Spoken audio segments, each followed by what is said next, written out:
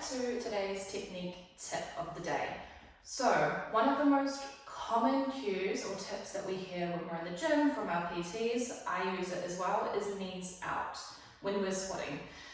I remember the first time I ever went to a CrossFit class, I was quite fit, I knew quite a lot about the body, and the coach kept saying knees out. And what I did in order to get my knees further out is, watch my feet, I did this, because that's how I get my knees out, right? Now, 5 years or 6 years on, I am still trying to recorrect my body to making my feet more inwards and rotating from my hips as opposed to my feet. So you may be in the same boat where you were told knees out, knees out. You may do one of two things. You may rotate your feet out even further, or you may adopt a wider stance in order to encourage the knees to outturn or to push them out. So what we really mean as coaches and as PTs when we talk about rotating or pushing the knees out is it actually comes from our hips. So I want you to watch my knees. So your feet are either in line with your hips or slightly outside. I go probably just a little inch outside of my hip width, and then I slightly rotate my toes out.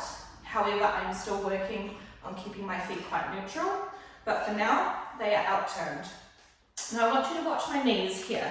So this is relaxed, there's no switching on, there's no switching on of the glutes, there's no external rotation of my femur, which is your bone from your hips down to your knee.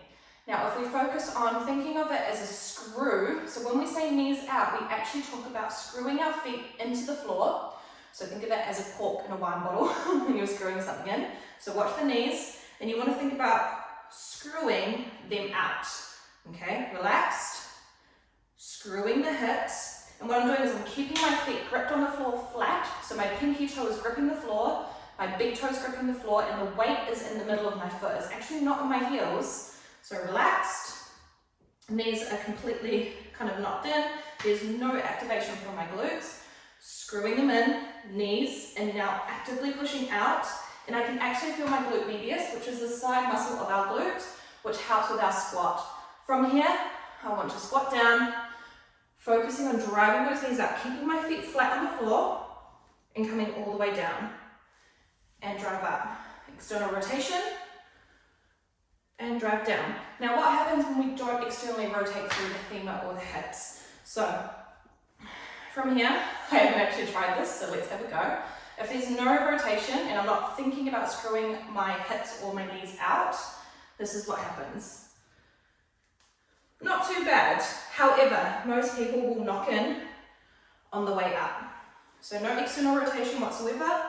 And what we can see is that the knee is actually tracking on the inside of the toes, which is what we don't want. We want them to be out, okay?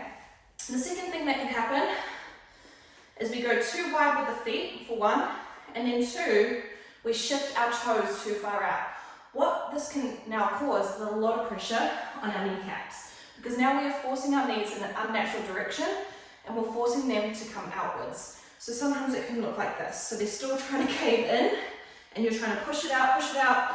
What it does is it puts a lot of pressure on all your ligaments around your knees, and it's just unnatural. So you can see my foot caving. So what we want is either hip width apart or slightly out. You can slightly rotate your toes out, cork in the ground, so screw those hips. Knees are now active, glutes are fired up, and driving out. Balanced feet, as low as you can, come up. So that is your technique tip of today. So whenever you're here, knees out, you want to think of it as coming from the hips instead. And this is called external rotation. So driving those knees out before you even lower into the squat. Awesome guys, I hope that helped. This was just something that I remember as a beginner going into the gym, it just really boggled my mind, and I remember trying so hard to drive my knees out. Little did I know I was actually enforcing negative movement patterns that I would have to correct years later, and today I am still correcting. So I'm just trying to put myself back in the beginner shoes of what were movement patterns that were quite difficult for me to pick up. And I really want to help you guys to move effectively and move efficiently. But more than that, I want you to understand why we do it, and why we as coaches and as PTs give you certain cues or technique tips. So it's almost like a different level of education and empowerment for you.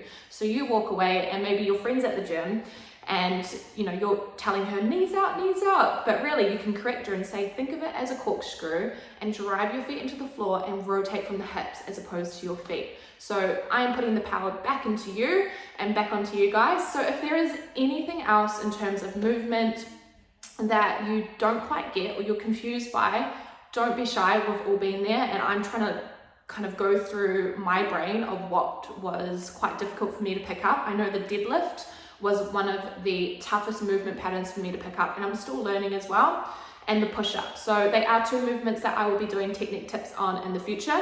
But if there's anything that you would like me to do a video on and have a little chat and show you a demonstration, drop it below. This is for you guys to learn and to understand movement. So use it, use me. But yeah, hopefully that made sense for you guys, and I look forward to doing more with you.